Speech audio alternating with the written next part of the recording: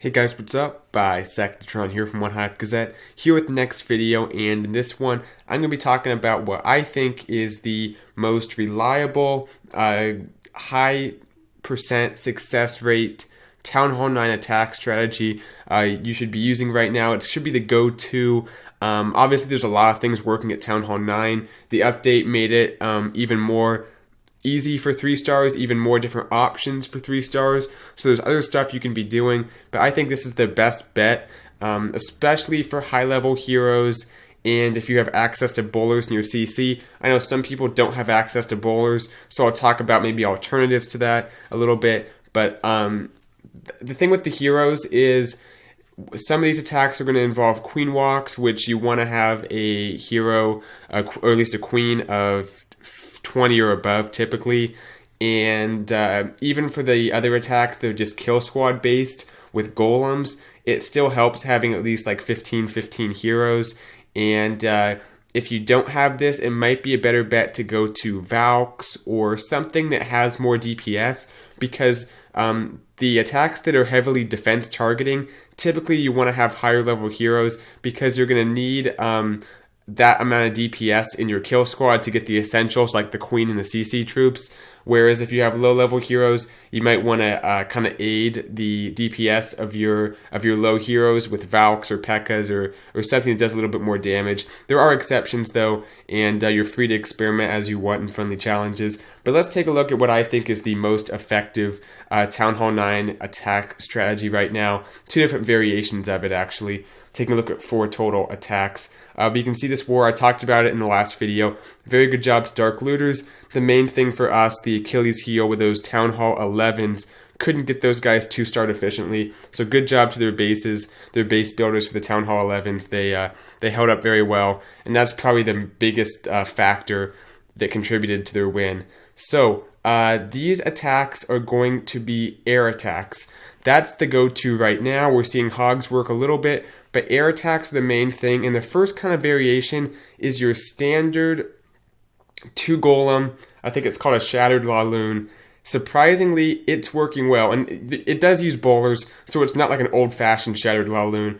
But if you don't have access to bowlers, I'd recommend a CC of max Valks if you have them, or just bring some wizards and just, bring like another 4 wizards and just don't bring any type of bowlers or anything. You can experiment with a P.E.K.K.A. maybe.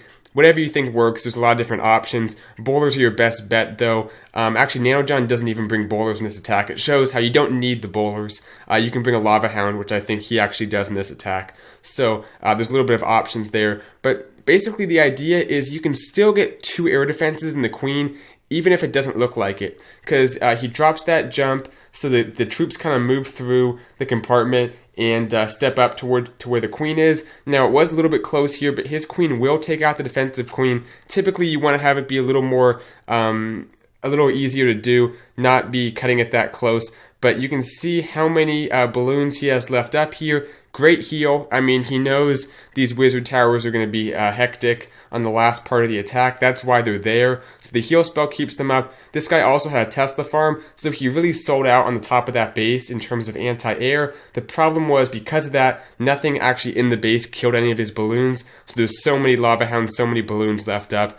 This is the first kind of variation. Just that standard shattered laloon, typically going to bring 2 golems. You can do 1 if you want to bring a larger air part of the attack. Typically 2 though. I recommend bowlers. That's typically going to be your best bet in your CC, but you can bring the max lava hound if you feel you don't need the DPS from the bowlers. So nice attack with Nanojohn. Let's go ahead and take a look at one more like this, then we'll look at another variation.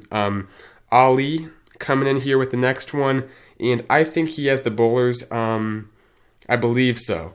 But drops down these baby dragons just for the funnel, taking out a few buildings, and who knows, maybe he'll trigger a few air traps too. That's always a good benefit of that. Drops down the golem. I like that poison on the queen. She's actually barely in it, but she is. That just slows down the DPS. That way the golem doesn't take as much of a punishment. There's the second golem right behind. The king, the queen, the wizards, everything moving through. It's now beneficial to bring a few extra wizards because they do quite a bit more DPS than they used to. They're level 6 and they have the buff. He does bring the CC of bowlers. I think that's typically a good idea to do. If you only have one golem, it can, there's the kind of thing where you either want to go for it or you don't. You don't want to go halfway and bring only one golem in the bowlers. If you're going to go for it, I'd say bring a big kill squad. Bring the 2 golems, which will help your bowlers stay alive a little bit longer. You can see how deep into the base he's getting. Even though these bases have offset queens, if you bring a hefty kill squad like this, and it definitely helps having high-level heroes, you can get very deep into the base and get almost all the air defenses taken out in some circumstances, which he does here. He gets 3 out of those 4 and almost gets that 4th one with the bowlers. Here come the lava hounds, just dropping down those haste spells. The haste are typically going to be better than rage, and because they don't take up as much space, it's a much more economic thing to bring. The only time I'd bring a rage is if there's just a huge cluster of buildings, including expos, which are a little bit higher HP, so the balloons can't just get it through with like 1 drop from a group of 2 balloons.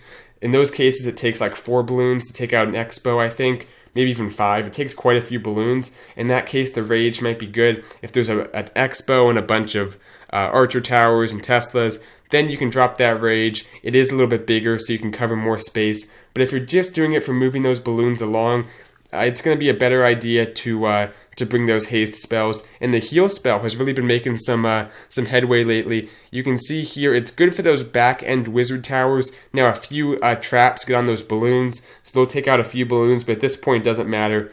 The heal spell really is just to keep those balloons up towards the end. People sometimes just drop a few balloons on those back-end wizard towers, but that's a little less reliable. Having that heal spell ensures those balloons will be well taken care of at the end of the attack, so it's just kind of a good insurance to bring if you have the spell space. Nice attack to Ollie. Let's take a look at the other variation of the same kind of type of attack, the other side of the coin here. Going back to 17, we have Nico, I'll just say Nico, I guess, and this is a queen walk, and I think this is another very reliable attack. These attacks you're seeing, I think most of them are fresh hit 3 stars. One of these, possibly 2, might be cleanup, but for the most part, I think these were very successful. The ground attacks were slightly less successful, if I have that right. I don't have statistics, I'm just kind of from what I've seen in this war and some other wars. The air attacks tend to be higher percentage in terms of the chances of getting a 3-star. So this is kind of the other type of attack that I've been seeing a lot more, and I think that it's effective. I mean, Nico only has a level 22 queen, so it just kind of goes to show you don't necessarily need that max queen.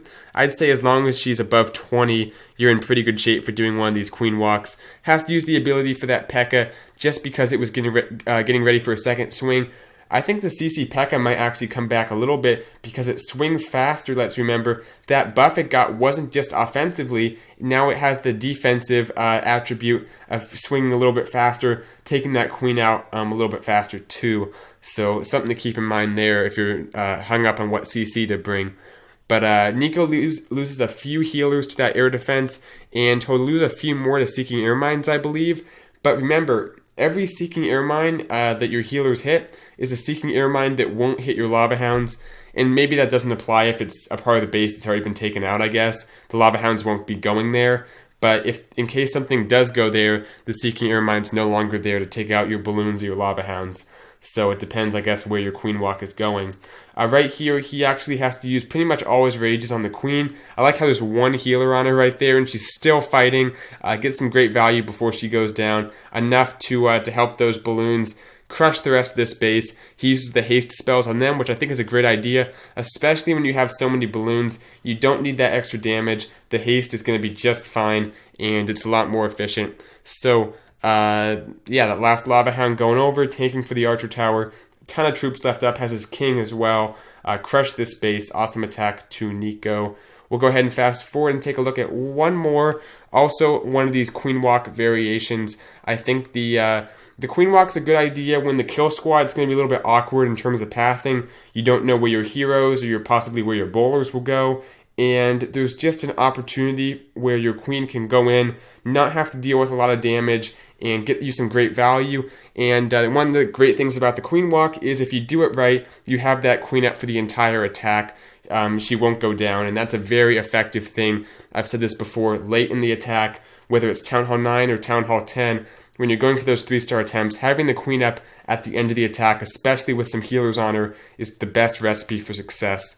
So, Yo Mama, I think he's been asking to be on the channel a lot lately. Well, here he goes with his debut. There's the queen, there's the king. The king just to create the funnel off to the left there, take out a few buildings. And the queen, going to go ahead and wall breaker her in right here. His hero's actually pretty low level relative to what we typically see, 2115. So doesn't need to be max heroes. I said you want to typically have the upper half around there, especially for a queen walk. You want to have, you know, probably 20. If you're below 15, you're definitely not going to be able to do it. 15 to 20 is a little bit iffy, but he has the 21, which is going to be sufficient. Drops down the rage on the queen, and you can see also because he has lower level heroes, he's taking on a lower level base. That's typically how it goes. Only has those level 1 expos, I believe. So gets the CC troops taken out real quick. There was the jump spell, which I thought was really nice. Drops the jump down, lets the queen get that next air defense, and basically just roam through this base. He has one more rage if he needs it, but the point defense is pretty dispersed because there's nothing in that core, so his queen's not going to have to require a whole lot of help to stay up right here. There's the Tesla farm. His balloons have to close in quick, and he has to drop that next lava hound quick as well because the first one pops so fast. There's that rage, and I think that's a pretty good place to use a rage because there's so many defenses. The extra damage helps them kind of do one-drop kills in those Teslas, which is important, and even get the expo taken out, I believe, with the effect of the rage. So just moving his way through the base here. That level, what's max lava hound? Level 4? Yeah, I think level 4 is max. The level 4 lava hound really does a lot of tanking, stays up for a long period of time, so get some great value. At Town Hall 9, that's something to consider bringing in addition to those bowlers. That's a good option to have. The bowlers sometimes aren't the right play, and when you do the queen walk, one of the great things about it is you have that max lava hound in the CC that you can bring, and you don't have to bring all your own level 2s, so it stays up for quite a bit longer. So the queen takes out the king, and this one's pretty much over. Hope you guys liked the video. Like I said, this is what I would recommend as your go-to at Town Hall 9. Obviously, you have to take a look at the base, see what it requires, but this seems to be the most reliable attack right now.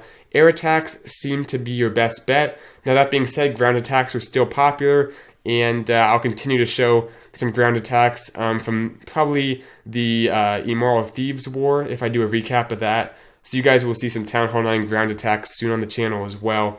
So that should be another dimension of Town Hall 9 to keep an eye on. There's so much going on at Town Hall 9 right now, though, with all kinds of variety in attacks. Just a fun time to be at Town Hall 9.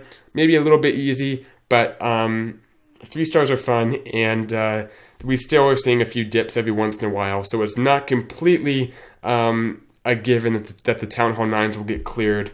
So that's at least something, and maybe we'll see some other defensive additions to Town Hall 9 from Supercell over the coming months in 2017.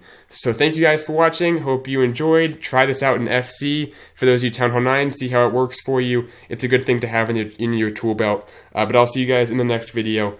Bye, Sectatron out.